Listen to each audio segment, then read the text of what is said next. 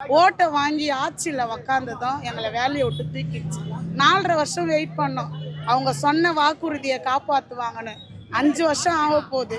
இன்னும் அவங்க சொன்ன வாக்குறுதியை காப்பாற்றலை. எங்களுக்கு வேலையும் இல்லை. எங்களுடைய சங்க சார்பாக வக்கீல் ஒருத்தர் எல்டிசி அந்த கட்சி மூலியமா எங்களுக்கொசம் வாதாடுறாரு. அவர் வாதாடி 5 நாள் உண்ணாவிரதம் இருந்து கேஸ் போட்டு ஜியோ பாஸ் பண்ணி அரசாங்கம் எங்களுக்கு சம்பளம் ஏற்றலை. அந்த அண்ணன் பாரதி அண்ணன் எங்களுக்கு ஏற்றி எங்களுக்கு 23,000 சம்பளம் ஏற்றி கொடுத்தாரு. இன்னைக்கு 6 மாசமா 23,000 நாங்கள் சம்பளம் வாங்குறோம். அந்த சம்பளம் வாங்குறது மனம் தாங்காத இந்த கவர்மெண்ட்டு உடனே இட்டுன்னு போய் ராம்கி கான்ட்ராக்டுக்கு எங்களை தள்ளி அங்கே போய் சேர்ந்துக்குங்க. 15,000 ரூபாய் வேலைக்கு போயிட்டு நீங்கள் சேர்ந்துக்குங்க. 15,000 ரூபாய் கூலியில் எப்படி குடும்பம் நடத்த முடியும்? விற்கிற விலைவாசியில் சாப்பிட்ணும், பிள்ளைங்களை காப்பாற்றணும், படிக்க வைக்கணும்.